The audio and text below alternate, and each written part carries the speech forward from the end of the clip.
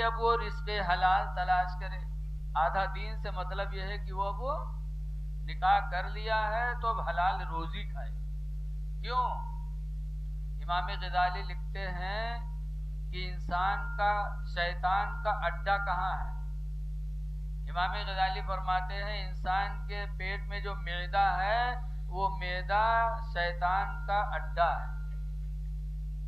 جب اس معدے میں حرام روزی نہیں جاتی حلال جاتی ہے تو شیطان معدے سے نکل کے بھاگ لیتا ہے.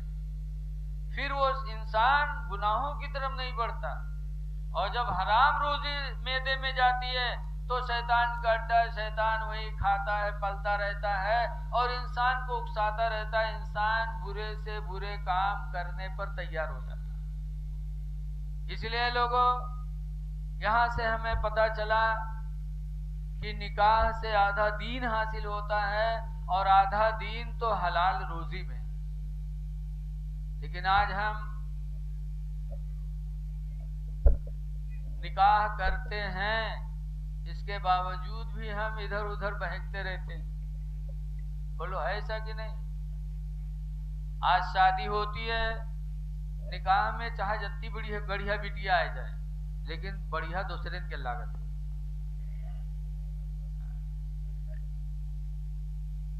اے لوگوں نکاح میں جو بیوی آ جائے اس کو خدا کی امانت سمجھو. حدیث پاک میں اللہ کے رسول فرماتے ہیں لم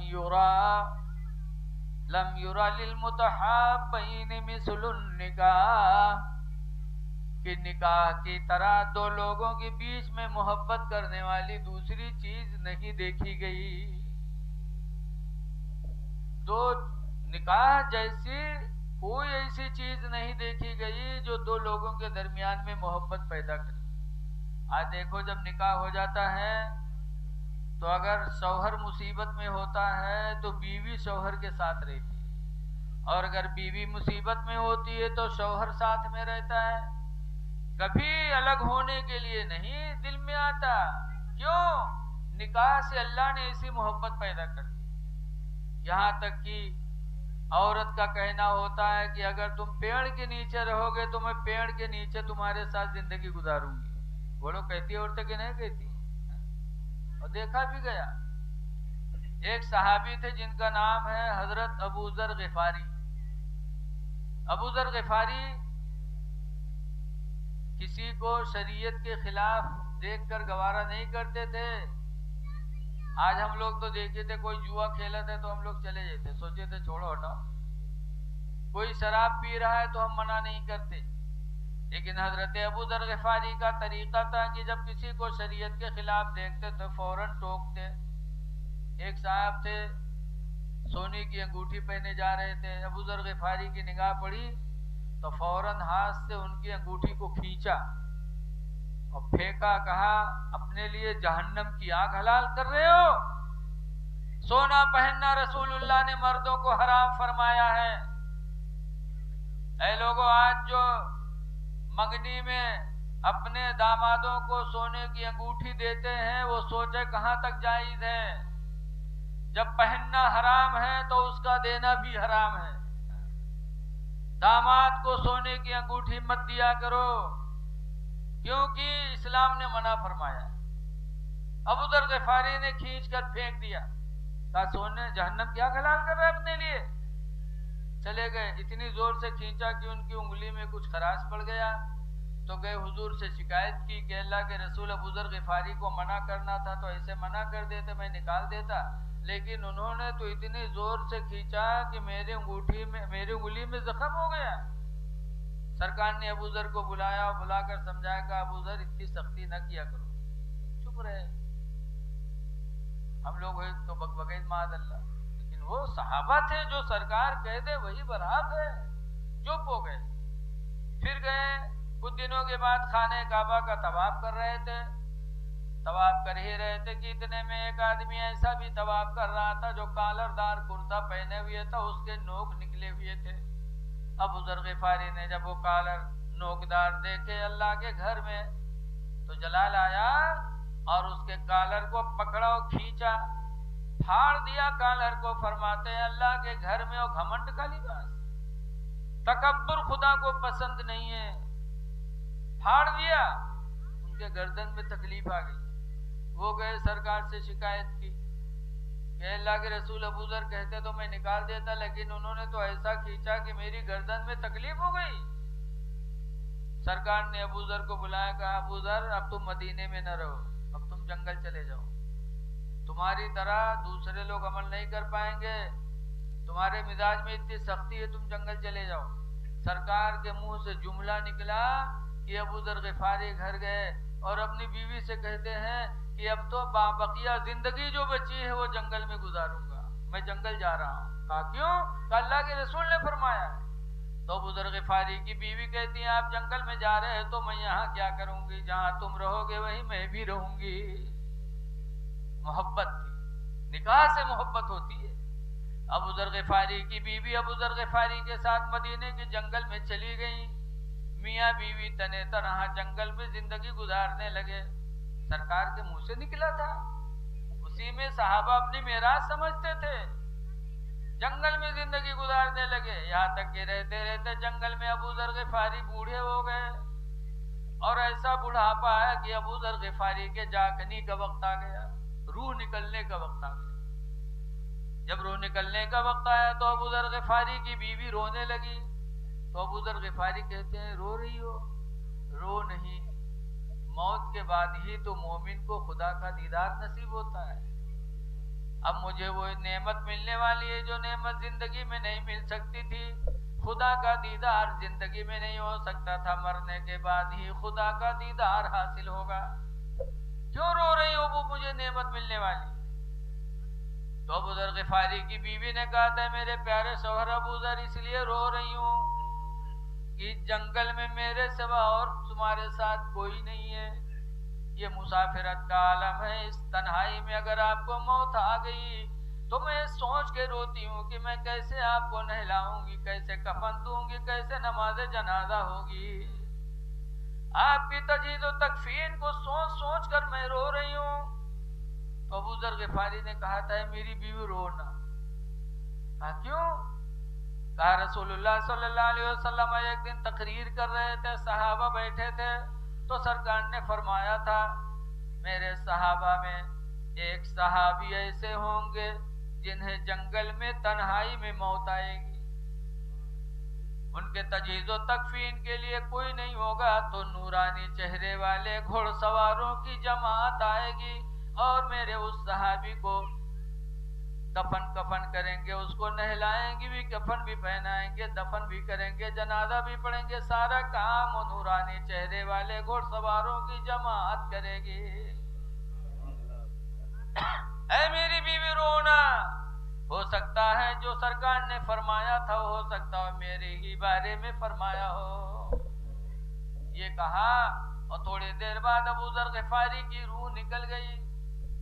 روح نکل گئی. بیوی چپ چاپ بیٹھی تھی, دیکھ رہی تھی اپنے شوہر کا چہرہ, بیٹھی دیکھ رہی تھی. اتنے میں فرماتی ہیں کہ اچانک نورانی چہرے والے گھوڑ سواروں کی جماعت کفن کی گٹھری لے کے حاضر ہو گئے اور ان لوگوں نے میرے شوہر کو نہلایا بھی, کفنایا بھی, نماز بھی پڑھی, دفنایا بھی. مسلمانوں اس سے غور کرو کہ نکاح سے اللہ ایسی محبت پیدا کر دیتا کہ جنگل میں بھی دونوں میاں بیوی گزارا کر لیتے ہیں. نکاح بڑی مبارک چیز ہے.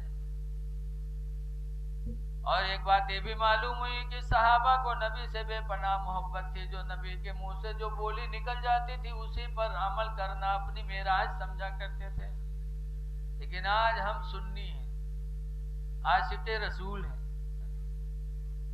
یاد رکھو نماز چھوڑتے ہو نبی کے دل کو دکھ ہوتا ہے کہ نہیں ہوتا؟ بولو بولو یار, دکھ ہوتا ہے.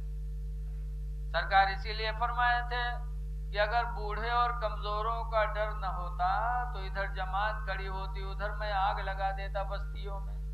لیکن کمزوروں اور بوڑھے اور بچوں کا مجھے ڈر ہے. تو پتہ چلا جب جماعت میں ہم نہیں جاتے, نماز نہیں پڑھتے تو سرکار کو دکھ ہوتا ہے. اور ایک ہے دکھ پہنچانا, مومن دکھ دیتا نہیں ہے لیکن عمل ایسا کرتا کہ جس سے سرکار کو دکھ ہو جاتا ہے، اور دکھ پہنچانا نبی کو حدیث پاک میں ہے ان محمود ابن لبید، حضرت محمود بن لبید سے روایت ہے، قال اخبر عن رجل اخبر رسول اللہ صلی اللہ علیہ وسلم عن رجل، حضور کو ایک آدمی کے بارے میں خبر دی گئی. کیا خبر دی گئی؟ کہ طلق امرأته ثلاث طلقات جميعا، کہ اللہ کے رسول فلاں نے اپنی بیوی کو 3 طلاقیں دے دی. جب سنا سرکار نے بیٹھے تھے، رحمت للعالمین ہے، سارے عالم کے لیے رحمت بن کے آئے، لیکن جب سنا کہ فلاں نے اپنی بیوی کو 3 طلاق دیا ہے، فقام و غضبان، تو سرکار غصہ ہو کے کھڑے ہو گئے. وقال اَيَلَعْبُ بِكِتَابِ اللَّهِ، کیا اللہ کی کتاب سے کھیل کھیلا جائے گا؟ وَأَنَا بَيْنَ أَظْهُرِكُمْ، در حالی کہ میں تمہارے بیچ میں موجود ہوں. اللہ کی کتاب یعنی قرآن نے منع کیا ہے کہ 3 طلاقیں نہ دو، اور 3 طلاقیں دی جا رہی ہیں. اللہ کی کتاب سے کھیل کھیلا جا رہا ہے اور میں تمہارے بیچ میں موجود ہوں، میرے بعد تمہارا کیا حال ہوگا؟ فقام رجل، تو ایک آدمی کھڑا ہوا، وقالا یا رسول اللہ الا تقتلہ الا اقتلہ، وہ آدمی کھڑے ہوئے اور کہا اللہ کے رسول اجازت دے دو، کیا میں اس کو قتل نہ کر دوں؟ اس نے اپنی بیوی کو 3 طلاق دے کر کے آپ کے دل کو دکھ پہنچایا ہے. آپ رحمت للعالمین ہیں، لیکن آپ سنے تو غصے سے آپ کھڑے ہو گئے. اس نے 3 طلاقیں دے کر کے آپ کو دکھ پہنچایا ہے، اللہ کے رسول مجھے اجازت دے دو ہم اس کو قتل کر دیں. تو سرکار نے فرمایا نہیں، دکھ پہنچایا نہیں ہے، پہنچا ہے. اس نے مجھے دکھ دینے کے لیے طلاق نہیں دیا، لیکن طلاق دیا تو مجھے دکھ ہوا. پتا چلا کہ جب ہم وہ کام کرتے ہیں جس سے سرکار کو تکلیف ہو تو پھر ہم عاشق رسول کہاں ہیں؟ اس لیے لوگوں نمازیں پڑھو، بغیر نماز کے خدا آپ سے راضی نہیں ہوگا. دوسرے یہ ہے کہ لوگوں پہ رحم کرو. ایک حدیث شریف ہے من ارادہ، جو چاہے ان یبسط لہ، کہ اس کے لیے پھیلا دیا جائے، بڑھا دیا جائے. کیا؟ رزقہ و حیاتہ، اس کی روزی بڑھا دی جائے اور اس کی زندگی بڑھا دی جائے. جو چاہے کہ جس روزی بڑھ جائے، زندگی لمبی ہو جائے، تو کیا کرے؟ سرکار فرماتے فلیصل رحمہ، تو چاہیے کہ وہ لوگوں کے ساتھ صلہ رحمی کرے، لوگوں پہ رحم کرے، تو رحم کی وجہ سے اللہ روزی بھی بڑھا دے گا اور زندگی بھی بڑھا دے گا. آج ہم صلہ رحمی نہیں کرتے. یاد رکھو ہمارے بزرگوں کی زندگی دیکھو، انہوں نے ہندو مسلمان نہیں دیکھا، سب پہ رحم کیا ہے. کیوں حدیث میں لا یرحم اللہ، اللہ اس پر رحم نہیں فرمائے گا من لا یرحم الناس، جو انسانوں پہ رحم نہیں کرے گا. انسان پہ رحم کرو، اللہ رحم کرے گا. انسان میں ہندو مسلمان سب ہیں. لہٰذا ہی نہ دیکھو کہ ہندو ہے، بیمار پڑا ہو تو ہم اس کے قریب نہ جائیں، بھوکا ہو تو کھانا نہ دیں. میرے پیغمبر فرماتے جو انسانوں پہ رحم نہیں کرے گا اللہ اس پہ رحم نہیں کرے گا. اس لیے ہندو بھی پریشان ہو اس کی مدد کرو، بھوکا ہو اس کو کھانا کھلا دو، بیمار ہو عیادت کر لو. اللہ کا رسول بھی راضی ہوگا، اللہ بھی راضی ہو جائے گا. وہ بزرگوں کی زندگی ہے. ایک بزرگ ہے جن کا نام ہے بایزید بستامی، بستام کے رہنے والے بایزید. ان کے پڑوس میں ایک آتش پرست تھا. آتش پرست آگ کی پوجا کرنے والے کو کہتے ہیں. آگ کی پوجا کرتا تھا، مسلمان نہیں تھا. لیکن ایک رات اس کا بچہ رونے لگا. جب بچہ رویا بایزید بستامی کے کان میں آواز پہنچی تو بایزید بستامی اٹھ کے بیٹھ گئے. پوری رات بایزید بستامی کو نیند نہیں آئی کہ پڑوس کا بچہ رو رہا ہے، پتہ نہیں کس تکلیف میں ہو، کس مصیبت میں ہو. دوسرے دن پھر وہ بچہ رویا رات میں تو بایزید بستامی اپنے گھر سے نکل کر کے آتش پرست کے گھر گئے اور کہا کہ یار کل رات بھر آپ کا بچہ رویا، آج بھی رو رہا ہے، کیا ہوا بیمار ہے؟ تو آتش پرست نے کہا نہیں بیمار نہیں ہے. کہا پھر کیوں رو رہا ہے؟ کہا چراغ میرے گھر میں نہیں ہے. ایسی غریبی آ گئی کہ تیل لینے کی اپنے پاس ہمت نہیں ہے, تیل کا انتظام نہیں ہے, چراغ گھر میں نہیں جل پاتا, اندھیرے کی وجہ سے میرا بچہ روتا ہے. کل بھی چراغ نہیں جلا پایا, بچہ رویا, آج بھی چراغ جلانے کی توفیق نہیں, اس لیے بچہ اندھیرے کی وجہ سے رو رہا ہے. بایزید بسطامی نے سنا تو اپنے گھر گئے اور اپنے گھر سے چراغ لا کر کے آتش پرست کے گھر میں جلایا. جب آتش پرست کے گھر میں جلایا, چراغ روشن ہوا اور اندھیرا دور ہوا, تو جو بچہ رو رہا تھا وہ چپ ہو گیا. جب بچہ چپ ہو گیا تو آتش پرست کے دل پہ اثر پڑا. اس نے اپنی بیوی سے کہا, میری بیوی بایزید بسطامی نے میرے گھر میں چراغ جلا کے میرے گھر کے اندھیرے کو دور کیا ہے. اے میری بیوی سن لو, اس نے اندھیرا ہی نہیں دور کیا, میرے دل کی تاریکی بھی اس نے دور کر دی ہے.